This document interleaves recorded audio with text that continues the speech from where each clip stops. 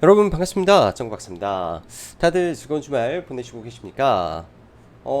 그래도 이번 한 주는 월요일날 스타트가 굉장히 좀 암울하게 시작은 했지만은 그래도 다행스럽게 한 주 내내 코스닥은 반등을 해 주었고 코스피도 삼성전자 실적 발표 이후에 반등을 좀 이어가면서 상승 마감을 좀 했었는데요. 일단 미국 시장도 나스닥이 바닥에서 거의 10% 가까운 반등을 해주면서 뭐 글로벌 증시 전반적으로 나쁜 흐름은 아니었다라고 보여집니다.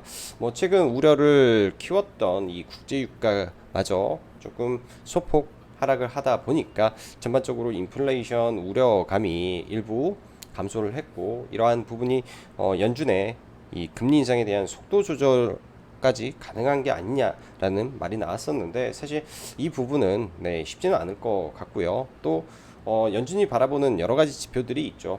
물가 그리고 고용, 뭐 그 밖에 이제 인플레이션 수치 등을 놓고 금리 인상을 판단을 할 건데, 일단 연준의 최근 행보를 봤을 때 과거에는 엄청 자주 바뀌었던 이 시장 금리 가이던스에 대한 부분에서 지금은 좀 확고한 의지를 가지고 인플레이션 목표치 2% 달성을 위한 긴축에 좀 고삐를 바짝 당기고 있는 모습이기 때문에 이런 부분은 쉽게 바뀌지는 않을 것 같습니다. 자, 이번 한 주, 새로운 한 주는 일단 굉장히 많은 또 지표가 발표를 앞두고 있고, 앞으로 또 시장에 영향을 줄 수 있는 미국 급의 글로벌 대기업들의 실적 발표들이 남아 있는데요. 이런 부분들을 확인하면서 여전히 조심조심해서 시장을 바라봐야 되는 한 주라고 생각이 듭니다. 자, 바로 시작해 보도록 하죠. 미국, 한국 등 글로벌 증시 기술적 반등 국면에서 금주 CPI와 PPI 발표, 그리고 국내 금통위의 금리 인상 이슈가 증시의 변수로 작용할 가능성이 매우 높은 한 주다 확인하고 또 확인하자. 자, 금요일날 미 증시 시작은 매우 안 좋게 스타트를 끊었습니다. 고용지표가 굉장히 좋게 나옴으로써 이로 인한 미국의 이 금리 인상에 대해서 0.75% 인상에 대한 가능성이 더 올라가 버렸고, 또 1%까지 인상할 것이다 라는 수치가 추가로 업데이트가 되다 보니까 이런 부분에서 일단은 장 초반에 좀 밀렸었는데요. 일단 시장에서는 인플레이션 우려가 조금 완화될 것에 대한 기대감 등에 따라서 일단 기술적 반등을 이어갔다라고 좀 보는 게 맞지 않나 생각이 듭니다. 거기에 이제 크게 일조를 했던 거는 테슬라의 이 트위터 인수 철회 이슈로 인해서 테슬라 주가가 2% 정도 상승을 했는데, 시간에 추가적인 급등을 보이다 보니까 테슬라 효과가 어느 정도 또 영향을 미쳤겠다라는 생각이 듭니다. 그러나 이제 전반적으로는 혼조세 마감이기 때문에 아무래도 월요일날 시장을 좀 지켜는 봐야 될 것 같고요. 금요일 국내 증시 나쁜 흐름은 아니었습니다. 상승 종목수도 상대적으로 많은 모습이었었는데, 일단 긴 윗꼬리를 좀 달면서 양시장이 좀 밀렸기 때문에 그런 부분에서 영향은 있었다라고 봐야 되겠죠. 특히 금요일날 일본 아베 신조 전 총리의 이 피격 소식과 함께 환율이 급등하고 전반적으로 시장이 좀 밀리면서 또 선물 매도가 좀 이어지다 보니까 그런 부분에서 지수가 약간 밀렸다라고 생각이 듭니다. 이번 주 단기 상승에 따른 일부 차익 매물 정도 흐름이었다라고 생각이 들고요.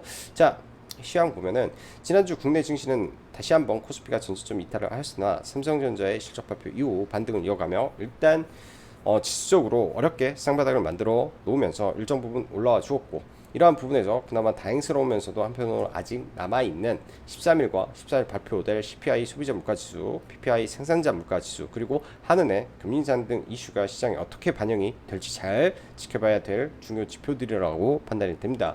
금요일 미 증시는 마이너스 1% 개파락 출발했으나 고용지표 호재로 인한 경기 침체 우려감이 일부 감소하면서 금요일로만 본다면 연준의 여전한 자이언트 스텝 인상에 대한 우려보다는 단기적으로 경기 침체 완화에 시장은 긍정적으로 반영하면서 혼조세지만 미 증시도 힘들게 나스닥 지수는 단기 하락 추세선을 일단 돌파하는 흐름까지 나와주었다라는 점에서 나쁜 흐름은 분명 아니구나, 오타가 굉장히 많네요. 아니구나 판단해 볼 수 있을 듯 합니다. 금요일 국내 증시는 오전에는 상승을 이어가는 모습을 보였다면 일단 아베 신조 전 총리의 피격 소식으로 인해서 원달러 환율이 조금 움직였었는데 단기적으로 이런 부분에서는 국내 증시와는 크게 연관이 없을 걸로 저는 생각이 듭니다. 일단 전일 미 증시의 상승과 함께 역외 환율이 다행히나마 2,940원, 아니 1,294원까지 내려와서 마감을 해 주었다라는 점에서 월요일 외국인의 시장 유입 여부에 따라 지수는 추가 상승 여부를 확인해 볼 수 있을 듯 하고요. 아직까지는 단순하게 지수의 쌍바닥은 나왔구나 정도이고, 그리고 환율이 일단 1,300원 아래로 내려왔구나 정도이며, 그리고 유가가 조금은 내려와 이번 CPI는 사상 최대를 찍을 가능성은 있지만 다음 달에는 그래도 내려오겠구나라는 기대감 정도 있을 듯 합니다. 그렇지만 다가오는 2분기 실적 발표에 시장이 어떻게 반응을 할지는 여전히 판단이 쉽지만은 않으며, 이러한 흐름을 확인하면서 적극적인 대응이 아닌 보수적인 시각에서 천천히 투자를 이어가야 된다라고 생각이 듭니다. 지금 구간은 종목을 매수를 하더라도 아주 긴 호흡으로 조금씩 뭐 사면서 물량 조절을 무조건 해서 나가야 되겠죠. 지금 구간에서 뭐 비중이 100%막 종목에 들어가고 했을 경우에 리스크가 너무 큰 부분도 상당히 많다라고 생각이 듭니다. 어찌됐든 종목을 계속 분할로 매수를 하면서 올라갔을 때 좀 줄이고 적정 비율의 현금을 보유하면서 넘어가는 게 가장 현명한 전략이다라고 생각이 듭니다. 자, 시장의 바닥을 논하기보단 어찌되었건 시장보다 강한 주도 테마 및 트렌드를 활용한 매매 혹은 정말 많이 밀려 있고 사고 싶은 종목이라면 아까 말씀드렸다시피 호흡을 길게 본다고 하며 느림보 투자 전략으로 대응하는 방법이 최선이라고 생각이 듭니다. 분명히 지수의 밴드, 라인 등등은 정말로 싸 보이는 구간인데요. 근데 이러한 싸 보이는 구간에서 역실적 장세, 현재 구간이 역금융 장세의 마지막 구간에서 본격적인 역실적 장세로 넘어가게 된다면 이러한 구간에서 이 마지막에 하락의 이 강도가 세져 버릴 수가 있습니다. 제가 걱정하는 부분은 딱 그 부분이고요. 그런 부분이 그냥 안 나오고 시장이 옆으로 횡보를 하면서 그냥 안정을 찾으면 천만 다행이겠지만, 만에 하나라는 부분을 생각을 해본다면 그런 부분까지 염두에 두고 시장을 바라보는 게 어떨까라는 생각이 드네요. 자, 코로나 재확산, 재유행 조짐, 여전히 주말 사이에도 코로나 확진자가 늘어나고 있고, 부단 우리나라뿐만 아니라 전 세계에 동시다발적으로 코로나가 또 약간 확산을 하면서 시장에서는 그런 내용도 있더라고요. 어게인 2020년 뭐 그런 이슈가 좀 나오는데, 일단 SK 바이오사이언스 중심으로 진단 키트 그리고 치료제는 일동제약과 일동홀딩스 정도만 보면 될 것 같습니다.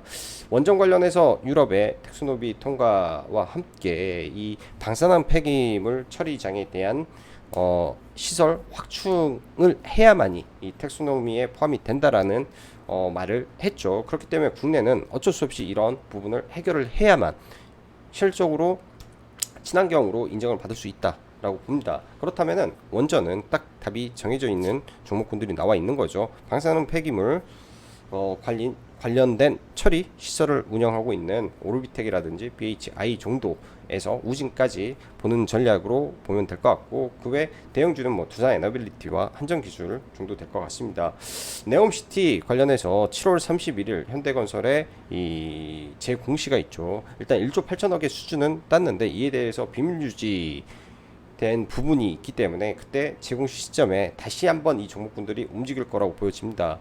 이 부분도 좋은 재료를 내포하고 있기 때문에 어디까지 밀리는지 계속 체크를 하고 봐야 될 것 같고, 메타버스 관련해서 LG전자, 삼성전자 등 TV 쪽으로 이제 확장이 되고 있는 모습도 많이 보여집니다. 그 안에 신한인터텍이라는 종목이 거의 독주를 하다시피 하는데요. 이거는 차트를 보면서 좀 이야기를 해보고, 최근 시장 보면 신규 상장 종목군들이 굉장히 강한 모습도 좀 보여주는데, 이런 부분에서 월요일 뭐 단기적으로 체크만 좀 하고 보겠습니다. 자, 종목군들 보고 넘어가도록 하죠. 뭐 시간에 종목 잠깐 보면은, 시간에서는 뭐 신진SM 무상증자 이슈고, GS 글로벌 석탄 관련된 이슈인데 월요일날 뭐 볼 수도 있고, SK 바이오사이언스 그다음에 모나미 이런 거는 보면 안 되고, 진단 키트 그 외에 뭐 다 고만고만한 종목분들 같습니다. 자, 먼저 나스닥 지수를 체크를 해보면 일단 이번에 만들어졌던 이 하락 추세선을 지난주 수요일날 돌파한 이후에 금요일날 약간 하락을 했지만은 일단은 반등하는 모습까지는 괜찮지 않나 생각이 듭니다. 월요일날 굉장히 중요한 구간이고요. 이 앞에 이 매물대 이 박스권을 돌파하고 추세를 조금 이어갈지 아니면 이 지점에서 다시 꺾이고 내려올지 딱 이 부분이 좀 체크가 돼야 되는 부분이지 않나 생각이 듭니다.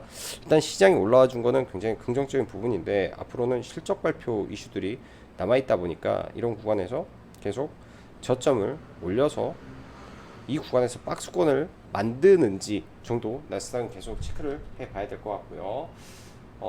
필라델피아 반도체 지수도 상당히 많이 올라왔는데 일단 21선 저항선이 좀 걸려 있다 보니까 이런 21선 저항선을 미국에서 먼저 돌파를 하고 국내 IT 반도체 종목군들이 추가 상승을 해주는지가 지수에는 굉장히 큰 영향을 미칠 거라고 생각이 듭니다. 국내 지수를 보면 일단 코스피가 최근에 저점 한번 이탈을 했지만은 단기적으로는 이렇게 된 숄더 구간을 좀 보여주면서 올라오는데요. 21선을 안착하고 올라갈지 아니면 이 구간에서 조금 밀렸다가 다시 움직임을 보일지 혹은 과거처럼 이러한 박스권 흐름을 만들어주고 이 121선 이평선과 만났을 때 저항을 받고 다시 떨어지는지 아니면 이 저항을 딛고 올라가는지 체크를 해봐야 될 것 같습니다.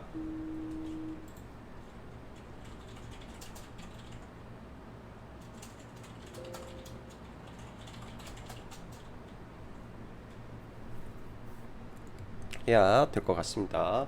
자, 코스닥 지수는 사실 지금 뭐 지수를 예측한다, 뭐 지수를 보고 뭐 한다라는 거는 사실 큰 의미를 두기가 사실 굉장히 좀 어렵지 않나 생각이 드는데 일단 코스닥 지수 다시 한번 이 단기 저항 구간을 이렇게 선을 그어놓고 보면요.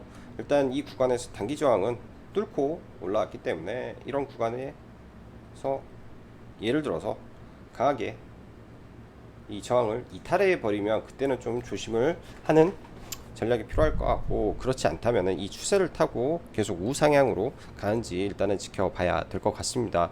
이때 만들어진 이 강한 두 번의 음봉 그리고 여기에 있었던 이 돌파를 못했던 구간에서 맞는 저항이기 때문에 이 저항을 딛고 올라가게 된다면 약간의 추가 상승이 더 보여지는데 이런 구간에서 못 올라가 버리면 오히려 매물이 또 쌓이는 현상이 발생할 수도 있기 때문에 좀 지켜봐야 될 것 같고요. 뭐 이런 자리일 수도 있겠죠. 이렇게 해서 이평의 저항을 맞고 돌파하고 이탈하고 하지만은 다시 올라가는 모습 뭐 이런 흐름에 단기 반등을 기대해 볼 수도 있는 자리가 가까워 오고 있다 정도로 생각이 듭니다. 자, 먼저 삼성전자부터 하나하나 좀 지켜보면요.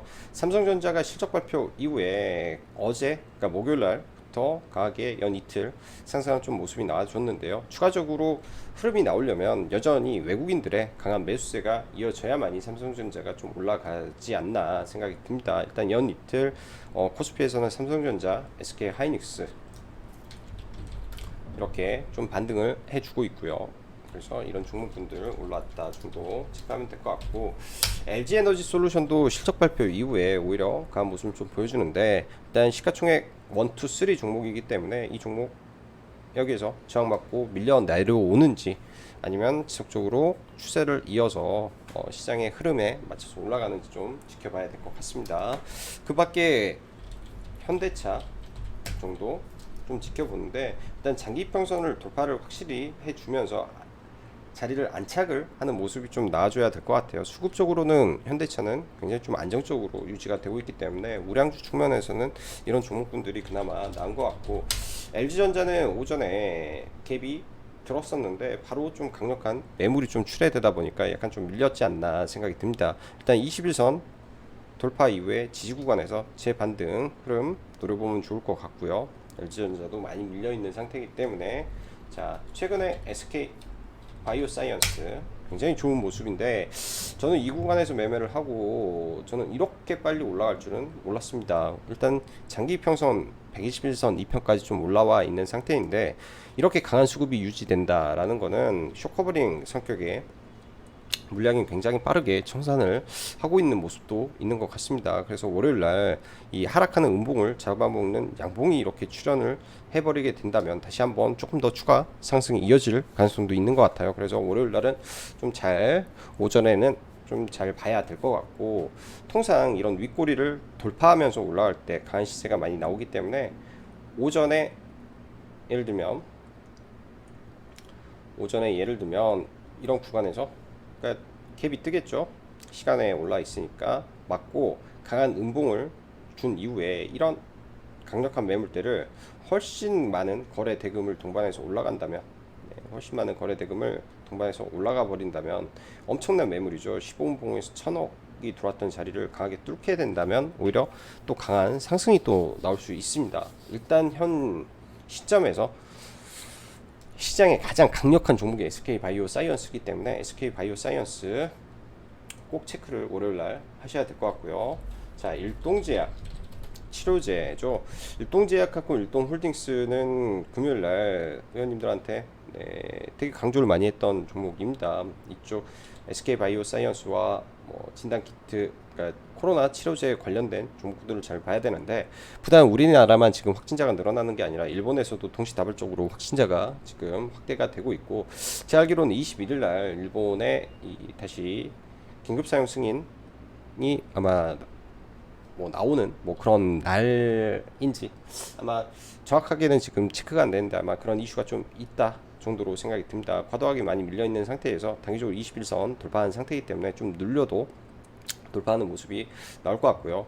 금요일 날 저는 일동제약을 이제 프로그램 매수와 함께 계속 라인을 잡으려고 했는데, 사실 일동제약은 매매가 안 됐어요. 매매가 라인을 기다렸던 구간들이 계속 안 와서 저희도 이런 자리, 이런 자리들 좋은 자리들이 많았는데 이런 구간도 괜찮았고요. 많았는데 좀 라인이 안 와서 일동제약은 매매를 못했고 일동홀딩스만 좀 매매를 했던 것 같습니다. 그래서 일동홀딩스는 굉장히 좀 열심히 매매가 좀 됐던 것 같고요. 그래서 장 막판에 일단 전량 매도를 했는데, 아마 일동제약과 일동홀딩스 두 종목을 다 월요일날 보려고 생각이 들어요. 이 구간이 또 매물대가 굉장히 강력하기 때문에 단번에 돌파하는 흐름은 나오지 않을 겁니다. 근데 반대로 또 이런 구간을 돌파를 하게 된다면 뭐 단기적으로는 조금 더 올라갈 폭이 있지 않을까 정도 생각이 드네요. 뭐 테마주 성격이기 때문에 뭐 길게 보기보다는, 그리고 아일랜드 갭이 약간의 출현이 돼서 이 갭을 메우게 된다면은 더 큰 하락이 오히려 떨어져 버릴 수도 있어요. 그래서 이건 단기적인 시각에서만 이 종목을 봐볼 생각이고, 진단키트 관련해서 수젠텍 단기과열 지정 예고가 떴기 때문에 이제 대장에서 아웃으로 생각을 해야 되고, 휴마시스 단기과열이 떠 있는데 실적으로 보면 또 굉장히 좀 잘 나올 수가 있기 때문에 오히려 뚫어버리는지 이런 부분을 좀 체크가 해야 될 것 같습니다.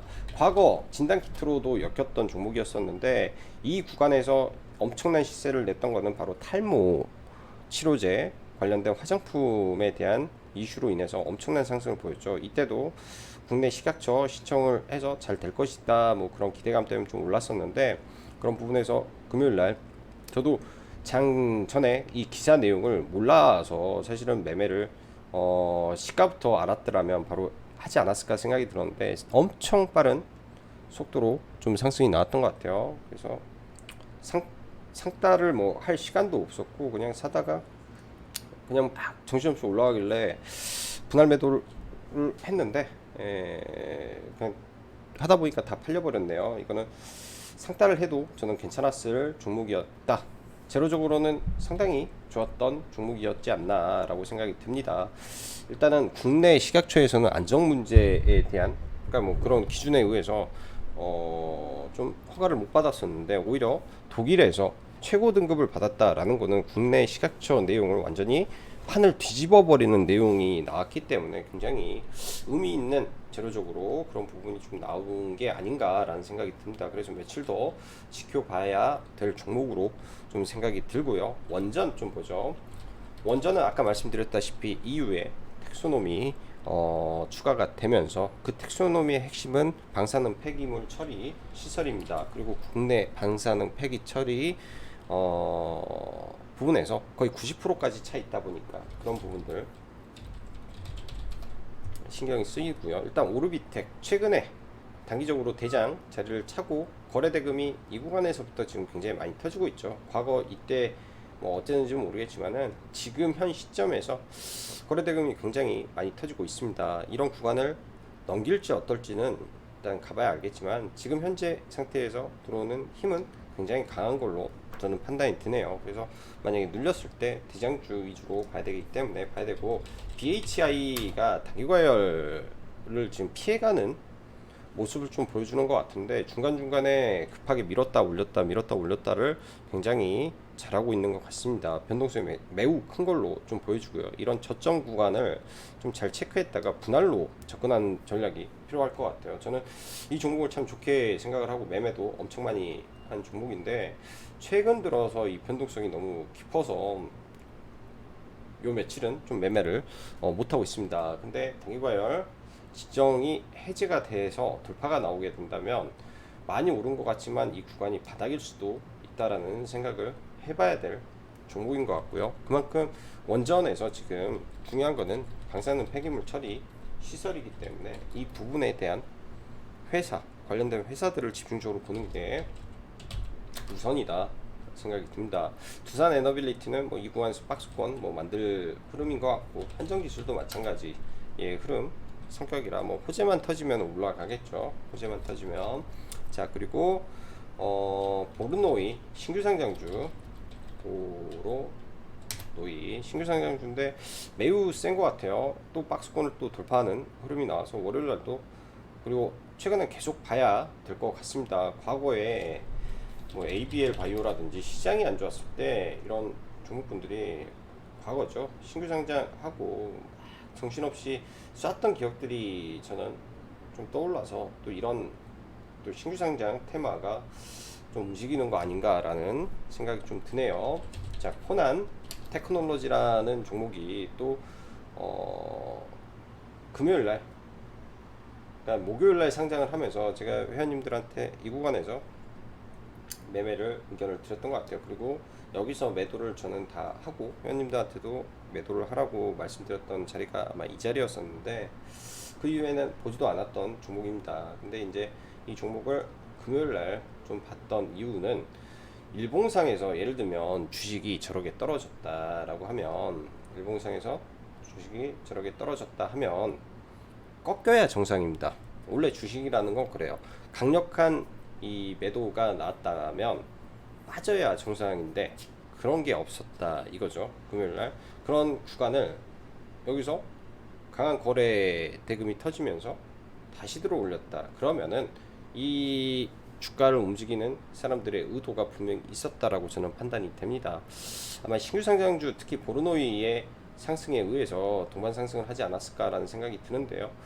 여전히 저는 신규 상장주 매매에 있어서는 시가를, 그러니까 의미 있는 구간을 깨면 뒤도 안 돌아보고 매도를 하겠죠. 일단 금요일날 거래대금이 2천억이 넘게 터졌고 가장 강력한 지지 구간이, 그리고 돌파 라인이 이런 구간이기 때문에 여기를 크게, 여기까지는 한번 눌림이 올 수 있지 않나 생각을 하면서 이런 구간까지 뭐 눌림으로 좀 봐볼 생각이고, 이 자리를 강력하게 이탈이 나온다면 아마 이 종목은 보지 않을 것 같습니다. 그래서 이 종목 함께 월요일날 체크를 해서 볼 생각이고요.